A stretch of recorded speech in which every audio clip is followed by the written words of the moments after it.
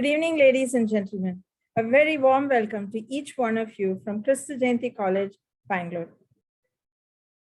Work becomes worship when you dedicate it to God and perform it with an awareness of His presence. Shall we comport ourselves in an attitude of worship for a moment of silent prayer?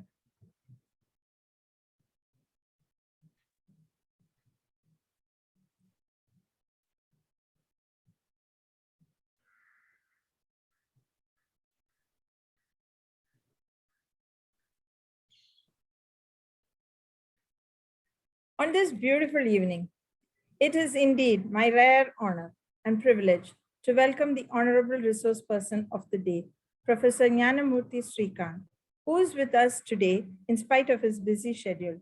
We welcome you, sir. I also welcome the members of the management, Father Emmanuel, principals, administrators from various schools all over India, respected faculty members, esteemed delegates, and also the members of the organizing committee to this online forum as we host the second day of the 7th All India Educators Meet on Reinventing School Education with Technology Integration. A sunrise and a sunset have one thing in common. They remind us of new beginnings and the hope of a better tomorrow. Today, we start the day with the third technical session titled NEP, Guiding Principles and the National Curriculum Framework. To take us deeper into the topic today, we have with us Professor Jnanamurthy Srikanth.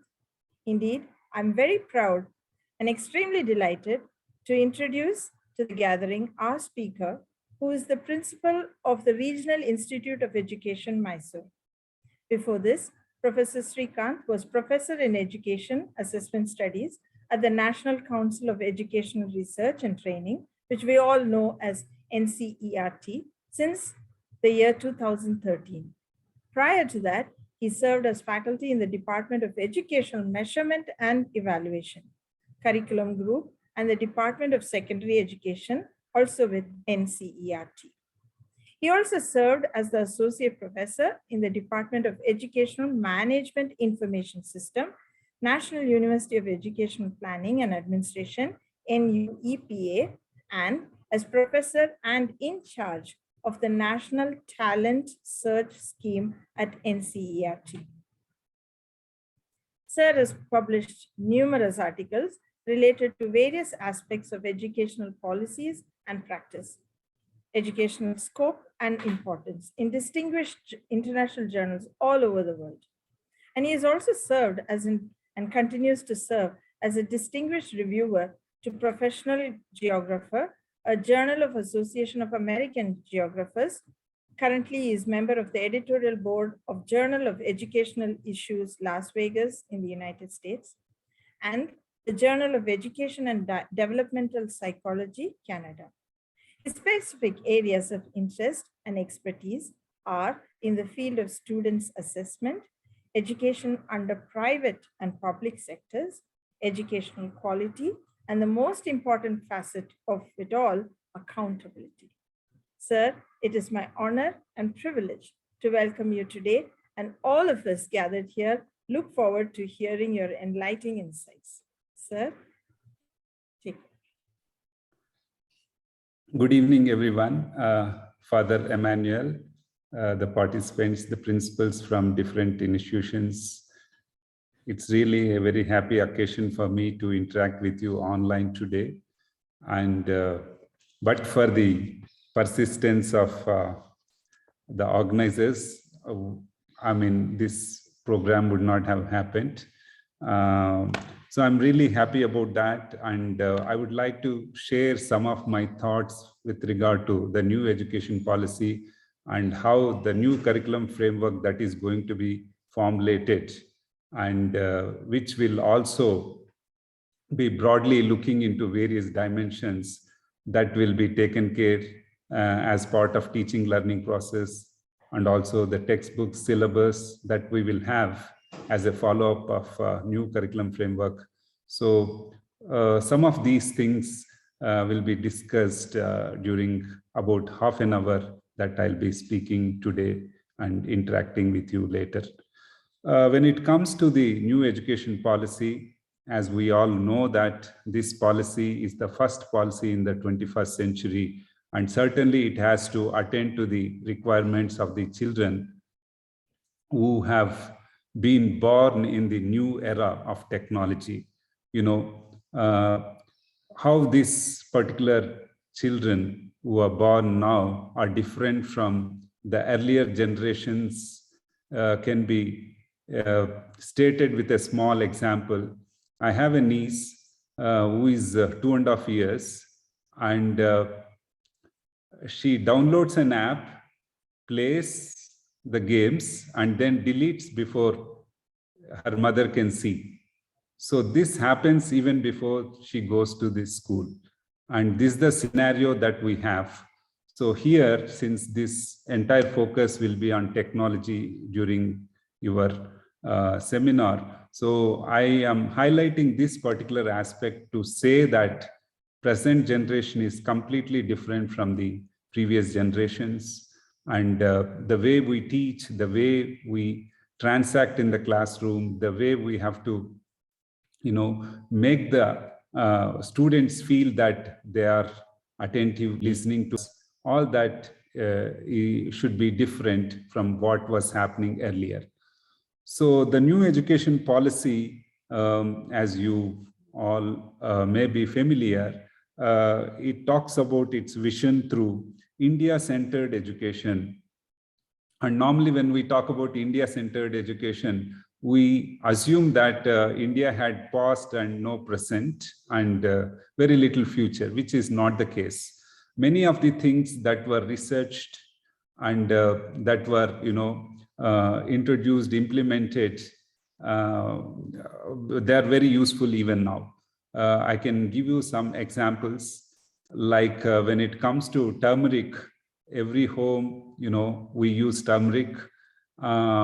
So the benefits of turmeric, even in terms of its anti-carcinogenic properties, are well known. So we have been using it traditionally. So somewhere this element of our Indian tradition, it has to be part and parcel of the curriculum that we transact. So that's very important. And also that we need to have a transformation in a very sustainable manner. So the whole world knows that sustainability is very critical, and even for us, we have been taught about this. In fact, Asians and particularly Indians are known for their saving spirit and conservation and preserving the things for the future. That's how we worshipped every animal, every tree, everything, not only which had life, and even the objects also were worshipped. It shows that we should have a close relationship with all these animate and inanimate things, and which makes life very sustainable. So that's very important. Again, when it comes to education, it should also be equitable, in the sense there are many institutions in the country, both government and private, serving for equitable opportunities. Now we not only talk about equitability, equity in terms of provisions in the sense facilities that we can give in the schools, but also the kinds of processes that should be undertaken as part of classroom transaction.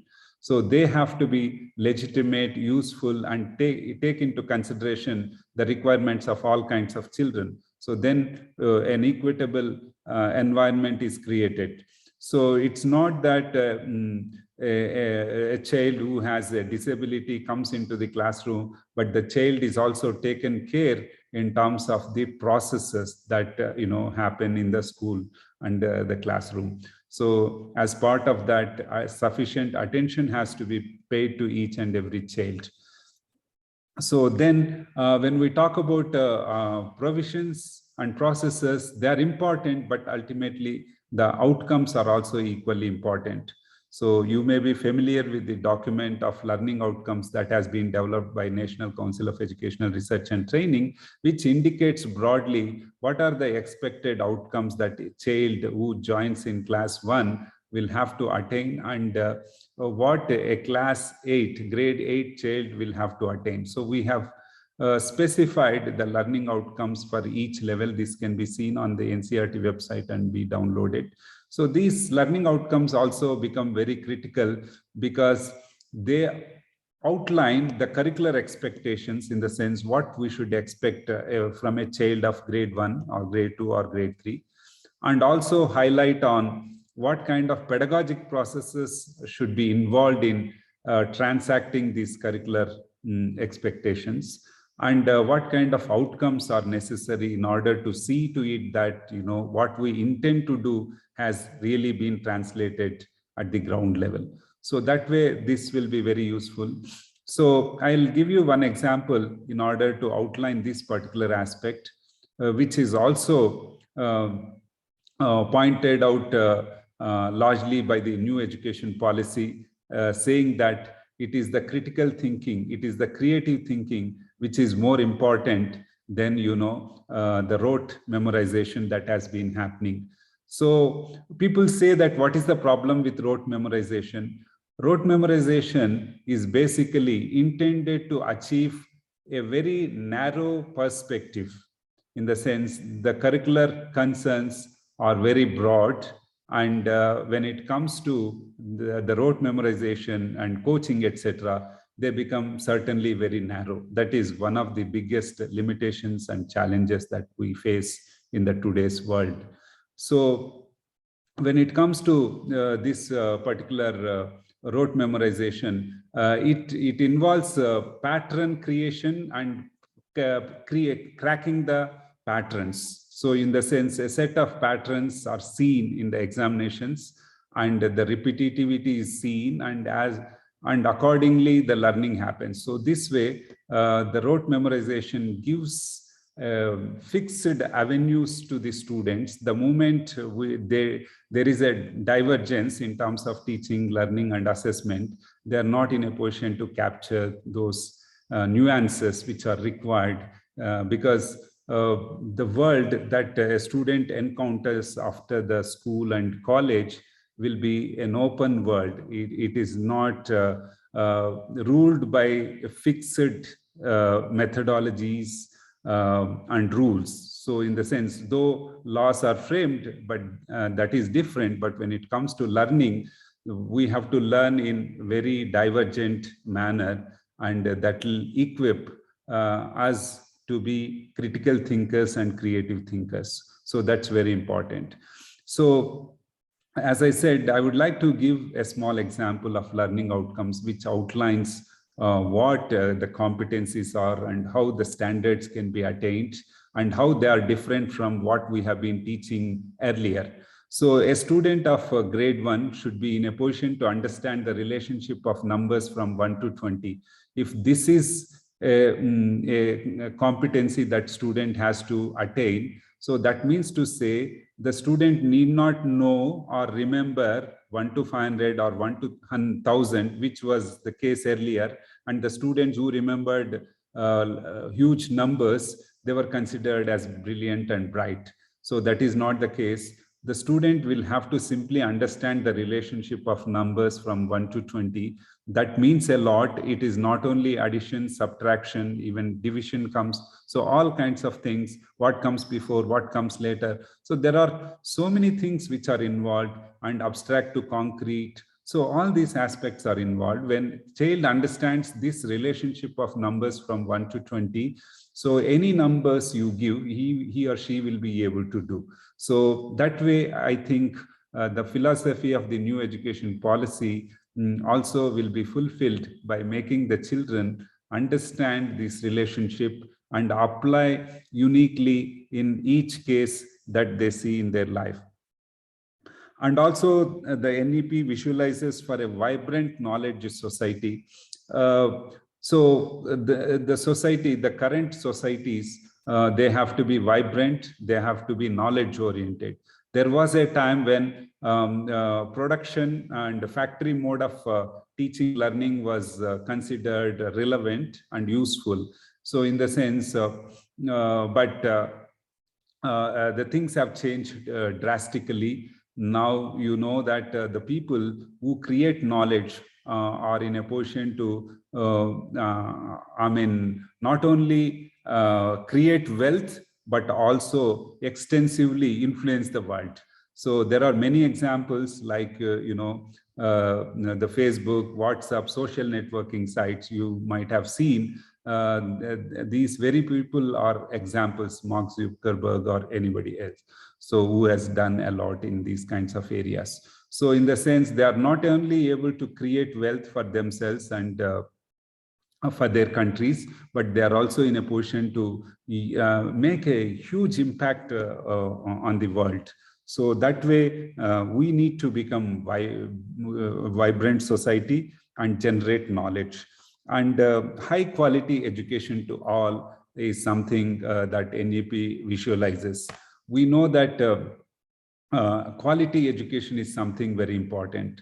So we have been focusing on numbers, marks, grades, etc. But what I feel is that, so the moment we give importance to quality, certainly the things will have to change, especially the outlook towards the school system and what happens in the classroom will have to change dramatically. The reason, because with the present setup, you cannot change much. People keep saying that there is a curriculum load and we have to teach and we have to complete the syllabus. We have to cover the syllabus. In fact, people like Professor Yashpal, they say that, who has passed away, they said that, you have to uncover, not cover the syllabus, you have to uncover the syllabus. That's very critical. So in the sense, in order to uncover, you need to, explore, you need to give opportunities to the students. Again, I would like to give one small example. When my daughter was around 4 years old, I asked her to draw a picture of the shoe of a men and women. I just wanted to see, because that's what immediately came to my mind, and I asked. And very interestingly, she drew a picture of the men's shoe with a low heel and lace, and women's shoe with a high heel and without lace. Although the things are changing, and now you hardly find any difference sometimes. Because even men may be not having lace and women may be having laces in their shoes. So that's a different thing. But what she has observed, what I just wanted to highlight, children have immense capacity to observe and interpret and reflect. So this should be taken care as part of teaching and learning process. So many people tell me that, especially whether it is CBSE schools or state schools, they hardly find any time to interact very creatively with the students. I say only one thing: you do once, in the year. Let's say projects. Instead of doing 10 projects, you do one good project in a year, which involves collaboration, which is based on interdisciplinary knowledge, and which is activity based, and which is closely related with their life. So that kind of thing, one is sufficient. And why do you have 10? So all 10 projects that can be bought in the market, and the people who have high purchasing power, they are considered to be better than those who do not have. So this way, I think we need to develop activities, projects, assignments, tasks to the students, which they can relate with themselves. Especially when I talk about project, it can be like, the nutritional intake or the body mass index of the children in the classroom and things like that. So these are the things which the children themselves will have to do, and they need not depend on outside the school system. So these are some of the things that are important, and this is also largely reflected in the new education policy. The new education policy also talks about structural changes In the sense, earlier we had 10 plus 3 plus 10 plus 2 plus 3 system. Now you have 5 plus 3 plus 3 plus 4 system, especially at school level. In the sense, 5 years of school education, including 3 years of foundational stage and 2 years of formal education, grade 1 and 2, are part of foundational level. Many people question that, whether an Indian child will be ready at the age of 3 to go to the school. In fact, cognitive and neurosciences have addressed this issue, and they have very clearly indicated that children will be in a better position to understand the things at this age and even learn languages at this stage. So that's why very productive stage is not being utilized right now, and this can be taken care, and that's how the new education policy also talks about it.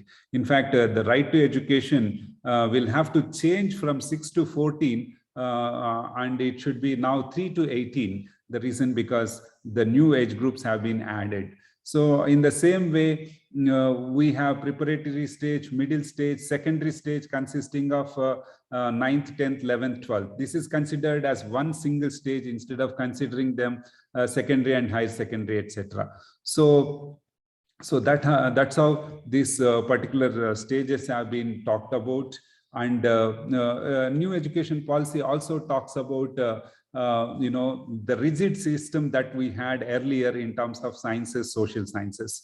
It's not that the science subjects related with each other will be done away, but in addition to these subjects, you can also choose from the liberal arts, and also the students who are opting for liberal arts can also take up some subjects from these courses like mathematics and economics and things like that. So that kind of opening up will provide fresh avenues.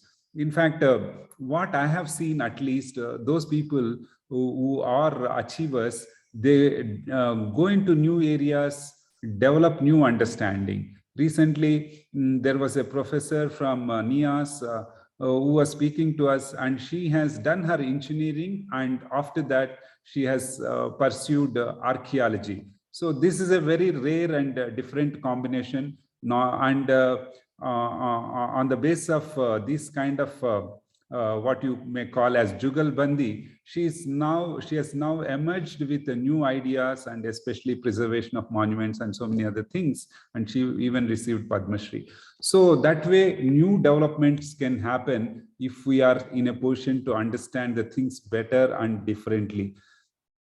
And we have been saying that we have to foster the children's abilities by respecting each student.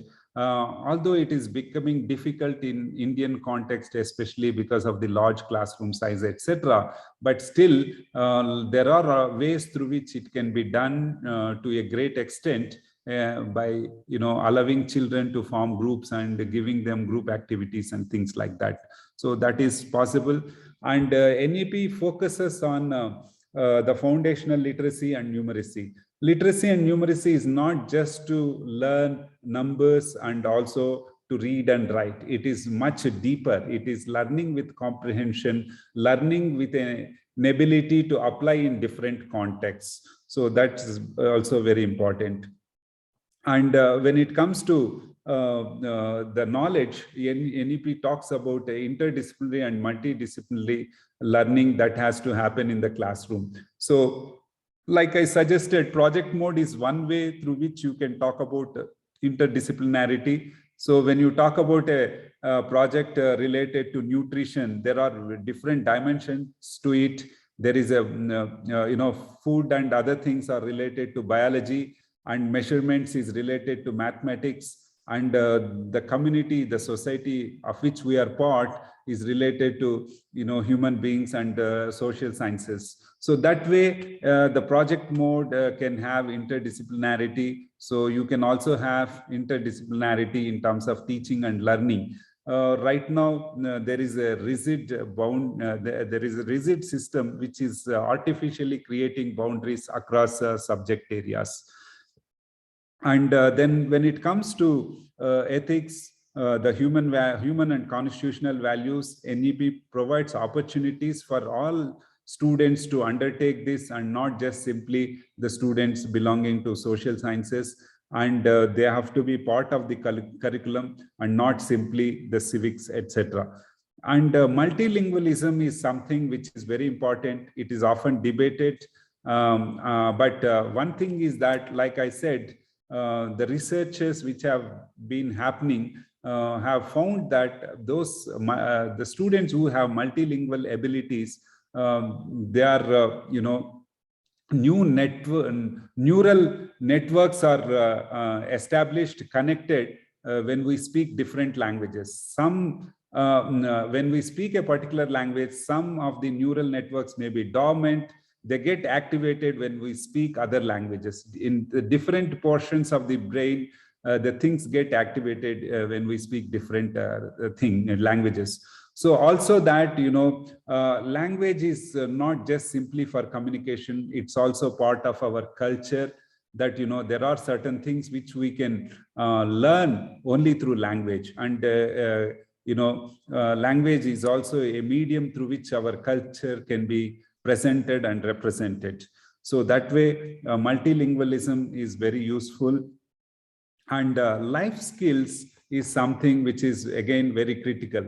Right now, we see that we have good achievers, perhaps, taking admissions in engineering colleges, IITs, NITs, etc. But when it comes to the basic life skills that, like communication, decision taking, teamwork, cooperation, etc. So, these things are largely missing. The reason because students are not taught of the importance of these things. They're in competition with each other rather than considering that as a group we can do better. And this is how the teamwork is promoted everywhere except in the classrooms. So when a student passes out and goes for employment, or has his own establishment, certainly he requires a team of people. He or she requires a team of people who have to deliver. It's not one person who can do the things.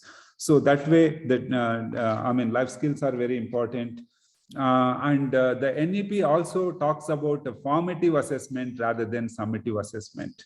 So all over the world, and especially in the developed world, it has been recognized that, formative feedback, when it is given immediately, along with the teaching and learning, it will be very useful rather than giving grades or marks at the end of the semester or annually, at the end of the annual examination. So this is also very critical, and it has to be given importance. And formative, descriptive, analytical feedback is more important than the feedback that we give through numbers.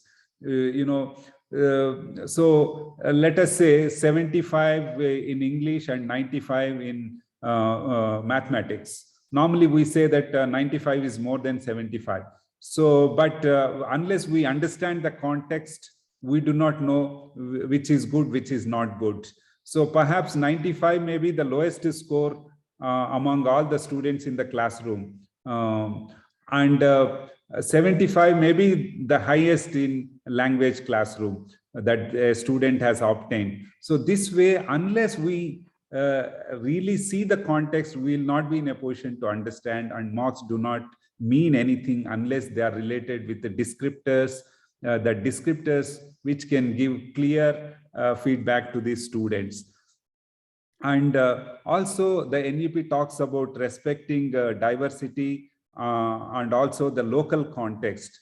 We know that there are many things which quite innovatively are developed over a period of time, but they are ignored in the name of, whatever, westernization and things like that. So the sustainability factor is, not there. So that way, I think we also need to adapt to the local conditions and generate the curriculum which is based on the local context also. So local context does not mean only the things, it also means the culture, the language, and various other things which are interrelated and intricately related with each other. When it comes to curriculum, normally we assume that, every year is the end of the year, and that is nowhere related to the next year.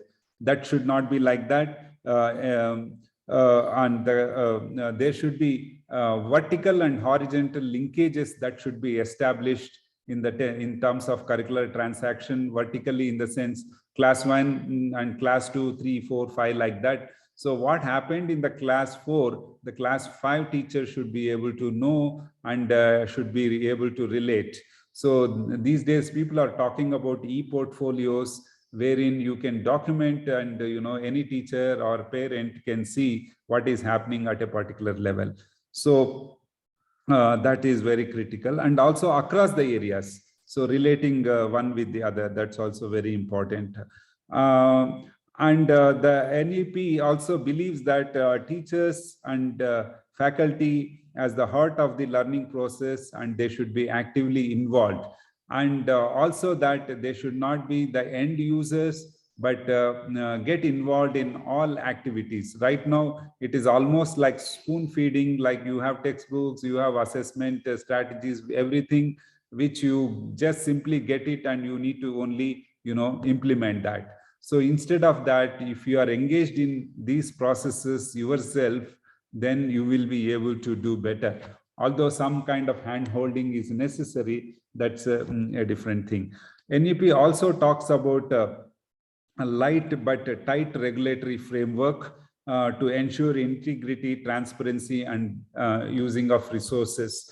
So at state level and at national level, it introduces certain reforms which will go a long way in improving the system.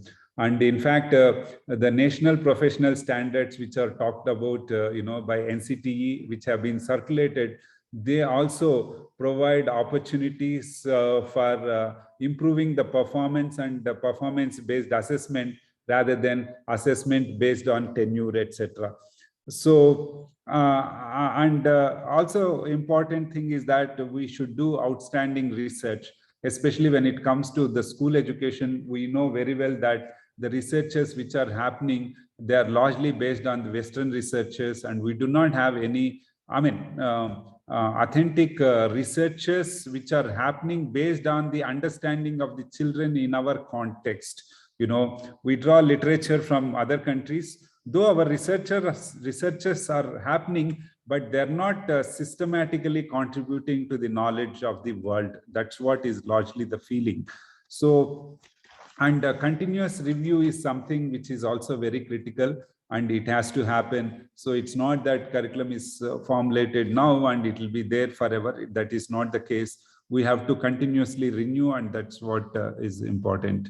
And rootedness in the pride of and pride in India. So that's something, everyone should be proud of what he or she has, and the country which provides us so much. So that should be respected.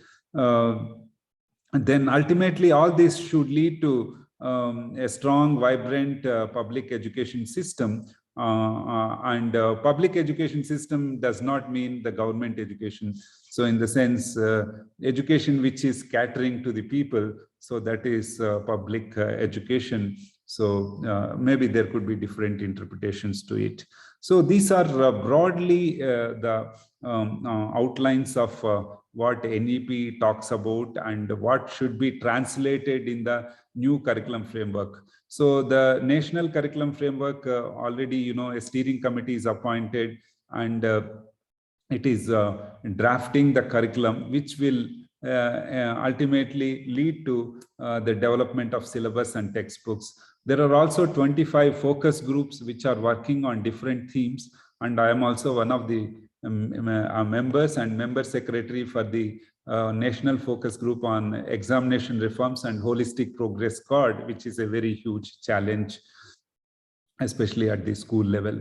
So this is what it is broadly. In fact, I've only talked about the outline. There are many details which I do not want to go into because of the paucity of time.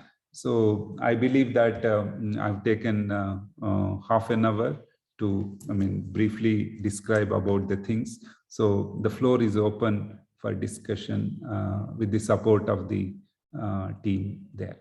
Thank you.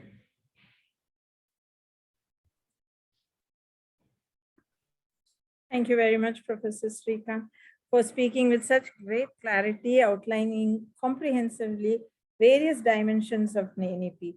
As Sir announced, the floor is now open for a brief Q&A session.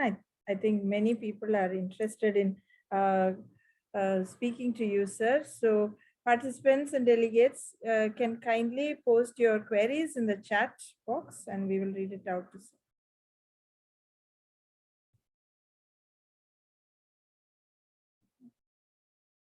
Yes, ma'am.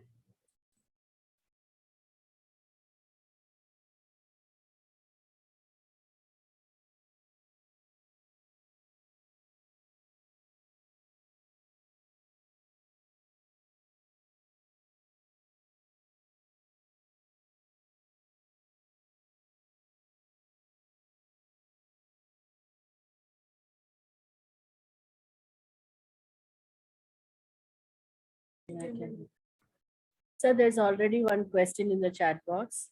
Yeah, I'll speak about that. Yes, sir. Miss Ellen has asked that question. Can sir see that, sir? With the managements asking teachers to explain why the marks scored by children are less, how can internal marks be justified? How true are the formative assessments in here that values marks so much?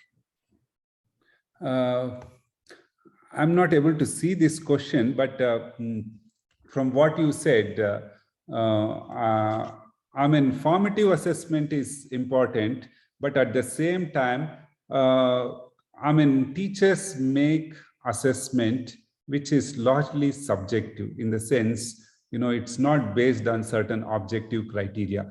So in the sense, especially in the schools, you need to formulate assessment framework in the sense rubrics, the guidelines for assessment and how it will be assessed. So if your yardsticks are clear, then categorically the responses of the students can also be assessed accordingly. So that is one way of resolving this issue. Another way to look at is through triangulation, in the sense same assessment. Say, for example, a student has written an essay. So it can be assessed by the student himself, the teacher, and the peer. So that way, triangulation can also happen. This will also resolve the issue of subjectivity. So there are ways and means through which we can really resolve this issue and make it much more objective. Certainly, if you say that these inter and intra-examiner observers variabilities, they do occur, but they can be minimized. But there is nothing like perfect score wherein you give 9.5 or the other person also gives 9.5. That kind of precision is not required, but immense and huge subjectivity can be reduced. The NEP structure, in the sense you want me to tell that 5 plus 3 plus 3 plus 4. So this is the structure. 5 years of foundational level. This includes 3 years of pre-primary, so far what we call it as pre-primary, plus grade 1 and 2. So this is 5 years. Then preparatory levels, 6th, 7th, and 8th. Sorry, 3rd, 4th, and 5th is considered as preparatory level. And 6th, 7th, and 8th is considered as middle school. Earlier also we used to call it as middle school, or now we are calling it as elementary school. And the 9th, 10th, 11th, and 12th are considered as secondary stage. So in fact, they want to have it as one category. So it's not like, you have TGTs, PGTs right now. So that kind of situation may not be there. So it will be grouped as one, so consisting of 9th to 12th. So as a continuum.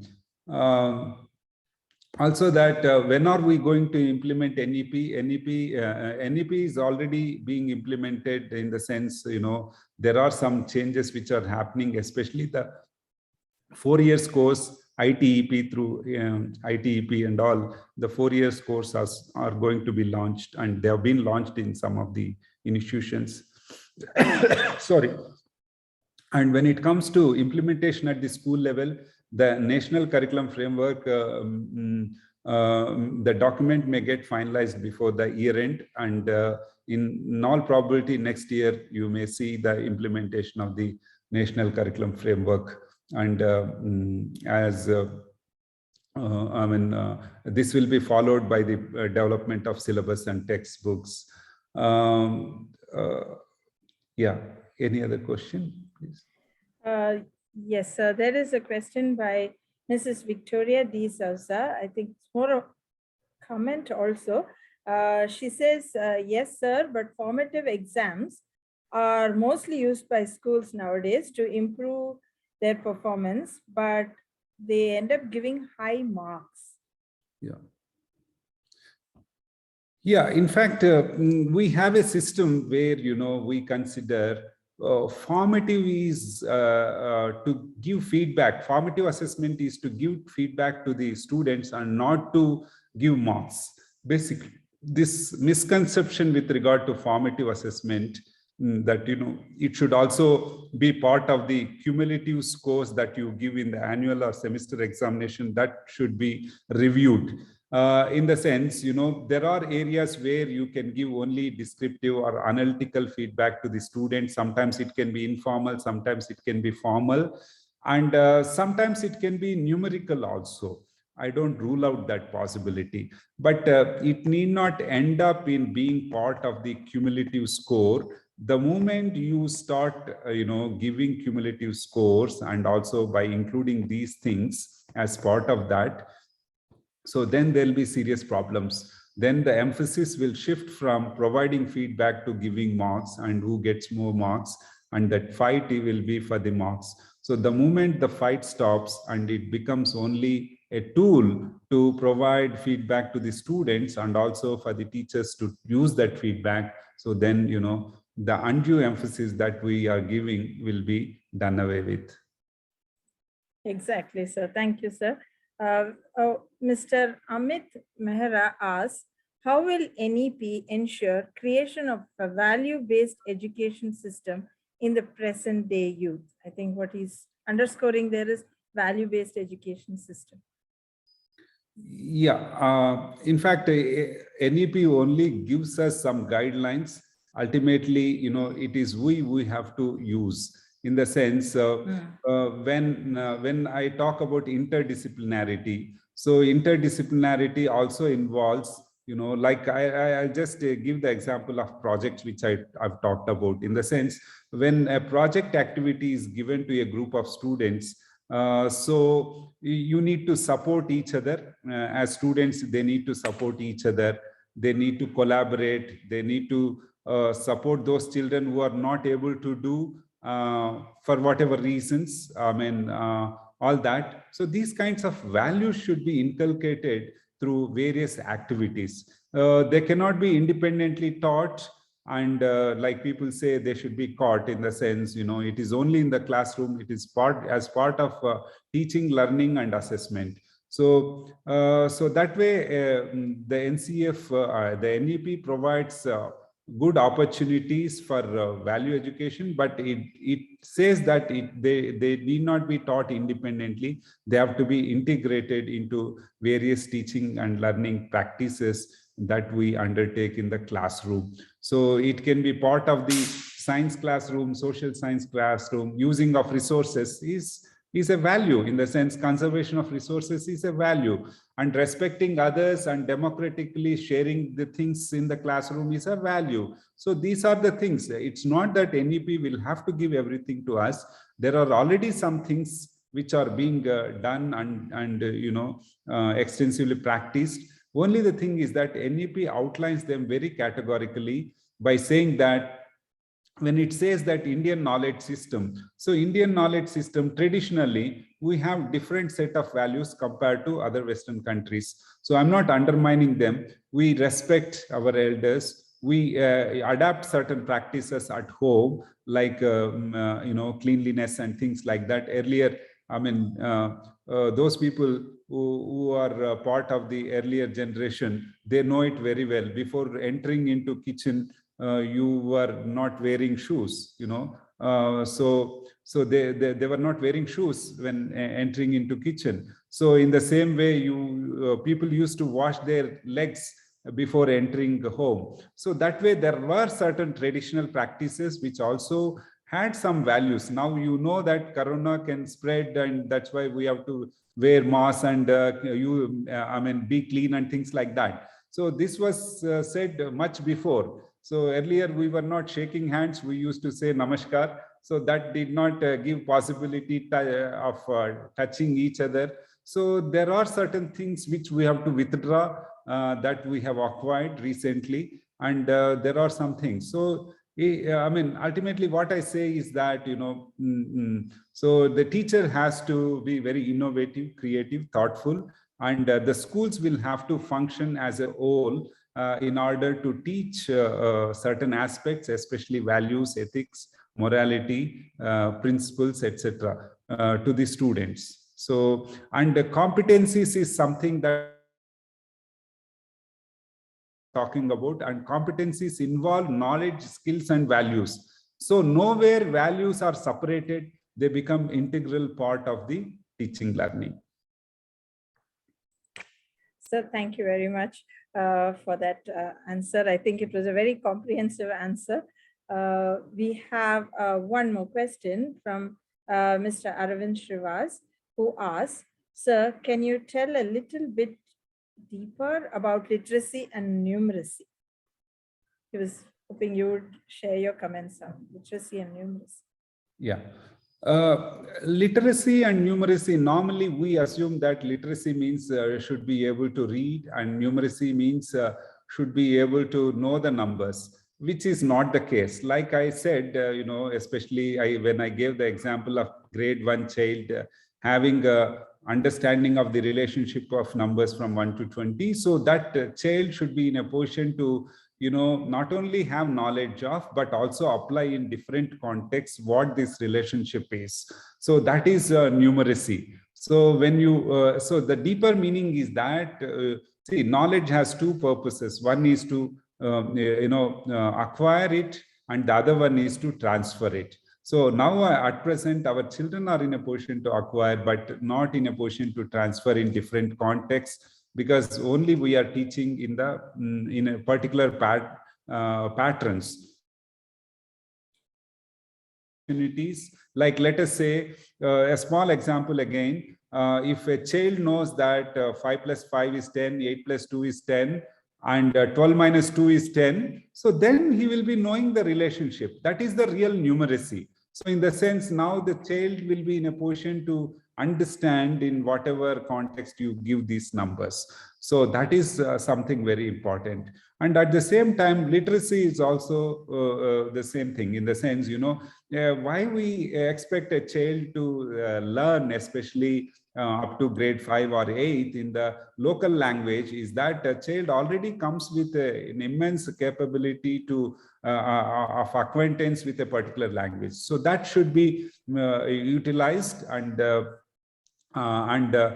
extended further. So that is possible, and child has a deeper understanding of the learning. So only you have to make it very formal when it comes to learning.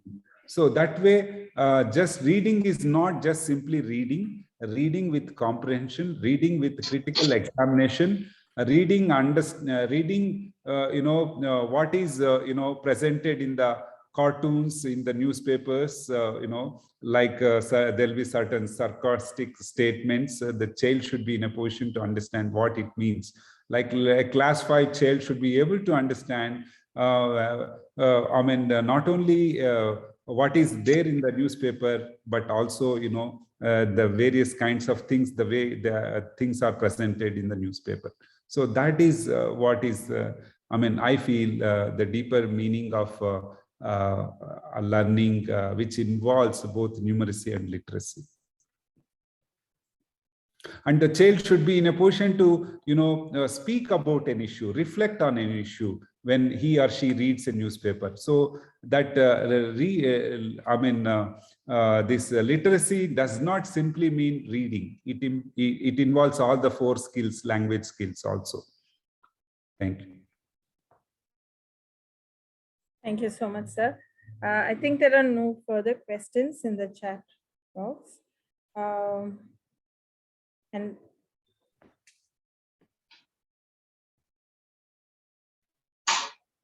yes, Ms. Regina Matthias would like to speak, I think. Yeah, no, I have a question now to sir. I'm Regina from St. Joseph's College.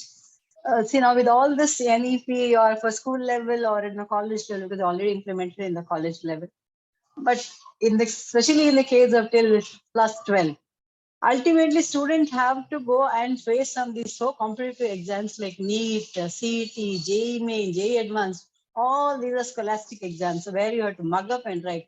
Then what kind of this evaluation will help out in NEP? Yeah, that's a good question. I mean, in fact, systems have to change completely. It's not in bits and pieces, right? So in the sense, what we believe is that even those examinations will have to change. They will have to change on the basis of what is taught and evaluated in the classroom. So that way they will be more useful. I believe that you will see certainly some great reforms happening in these areas also. And I fully agree with you when you said that, you know, some things change and some things do not, then there will be an imbalance. So that imbalances should not be created. And certainly those students who have undergone these processes, they should be tested accordingly at later point of time also. And again, let me also tell you that recently I was in Pune to one of these schools. I'm not, advertising about this school. There are n number of schools which are doing these kinds of things. But what if you want, I don't want to name, I will not name it. What I have seen is that the students do not simply, you know, undergo the classroom transaction. Much more than that happens, hands-on experience and things like that. Still, when it comes to this particular school, there are many people who have got NTSC, cleared NTSC second level, and also gone to IITs. So they get sufficient time and they are inspired and motivated by the ideas which they translate into activities and engage themselves and also do some social work and various other things. So it is not necessary that you know, you should simply be focusing from morning till night. There is some possibility that, you know, these kinds of students achieving success, but especially for the second level even of the IIT JEE, so that also requires a different kind of input. But yes, I do agree with you. There are you know, there are people who suggest that if you go through about 30,000 questions for IIT JEE first level, so then you can crack it. So it's not that, I mean, again, people have told me all that you need to remember is that whether it is A, B, C, D, C, D, D, like that. So they don't even have time to see, you know, what is the question, what is the answer. They just remember these things and clear. So that approach is not sustainable again. That's the problem. Thank you.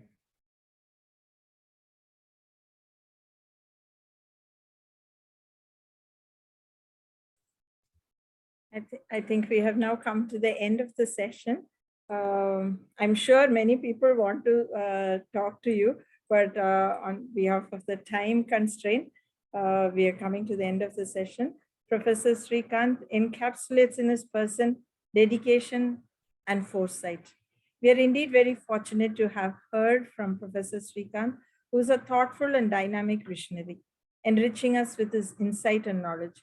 All of us here, I'm sure, are truly inspired by the erudition and practical knowledge of Professor Srikanth, who shared from his extensive experience with memorable examples. We'll remember all your examples also, sir. We thank you, sir, on behalf of all present here, and more especially on behalf of all the future students. India, with its wonderful heritage, is truly poised to achieve greater things in the future, thanks to visionaries like you. I take this opportunity to thank you, sir. I also would like to extend our sincere thanks to all esteemed participants for their presence here. We are now moving on to the next technical session. And I would like to hand over to Professor Chitra Susan Thampi, who's MC for that session.